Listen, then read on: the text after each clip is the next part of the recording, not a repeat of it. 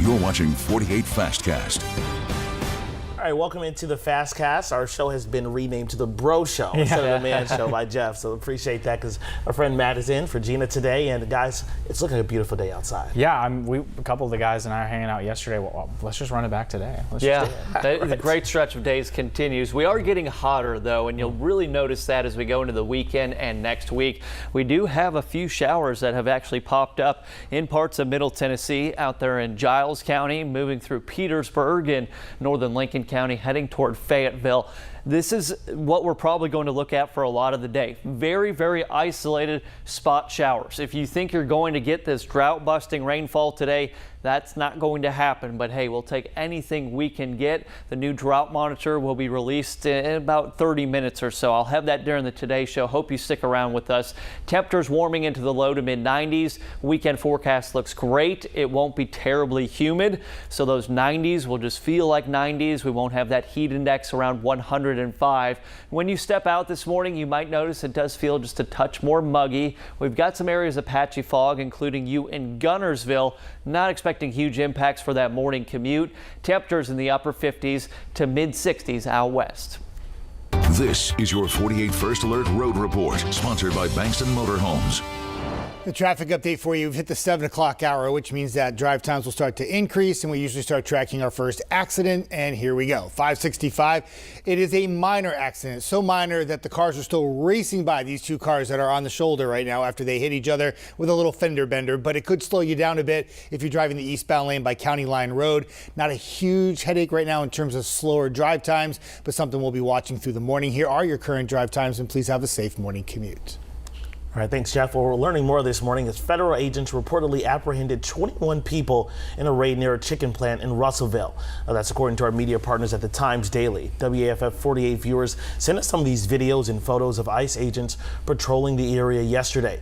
Franklin County Sheriff Shannon Oliver says that the people that were apprehended were taken to the Franklin County Jail. He says federal agents requested use of the jail. Oliver adds that he thinks additional apprehensions were made Tuesday night, but he wasn't sure how many. The suspect in a bank robbery in Fort Payne has been arrested now in a different state. Fort Payne police confirmed the suspect was arrested after he was found in Kentucky. As of now, his name and mugshot has not been released. He's accused of walking into the PNC Bank in Fort Payne on Tuesday, handing a note to the bank teller letting them know it was a robbery, and walking out with $3,000. We're told he was also carrying a gun. Fort Payne police say more details on that arrest will be released today. Well, jury deliberations are set to pick back up this morning in the murder trial of a former Oakwood University women's basketball coach, Kashana Strong.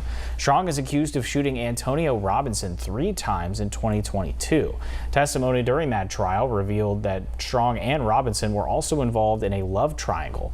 Strong claims the shooting was in self-defense. We'll let you know as soon as a verdict comes down. Happening today, the Hartselle teen who was killed when another driver crashed into him during a police chase will be laid to rest.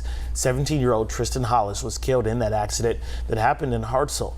Hartselle police tell us that the driver, Archie Hale, refused to stop before crashing into the car Hollis was in. Several other teens, Hollis, as well as Hollis, of course, several other teens were badly hurt in that accident. Hollis's funeral is happening later this morning at the Hartselle City Cemetery. Now, Archie Hale will be charged with murder in connection with this incident. Well, coming up, big news for medical care in Lawrence County. More on that after the break. You're watching 48 News Today.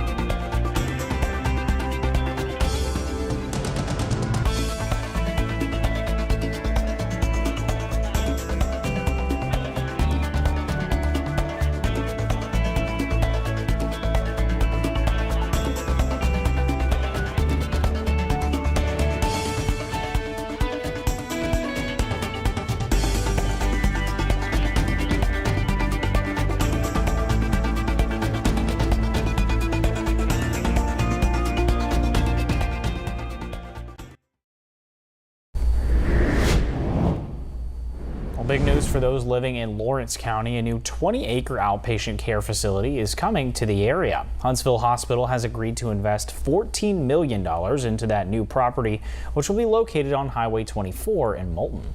Our media partners at the Moulton Advertiser report the new center could include a freestanding ER. The Lawrence County Medical Center was forced to close their emergency room services about 5 months ago due to their budget. The city of Decatur is holding its bi-weekly household chemical collection event this weekend. The program helps to keep harmful materials out of landfills and waterways. You can drop off a range of items such as batteries, motor oils, household cleaners, and more. You can also bring up to 100 pounds of household waste. The event will be held this Saturday from 9 a.m. to 12 p.m. at 1802 Central Parkway. And Russellville's first full-time Main Street executive director is stepping down from her position. Now, Kara Chenault shared this announcement on Monday, saying it's due to health reasons. She first accepted the role back in July of 2024. Since then, she told our media partners at the Times Daily that she's deeply proud of the work that her and the city have accomplished. Now, your first alert weather with meteorologist Eric Burke.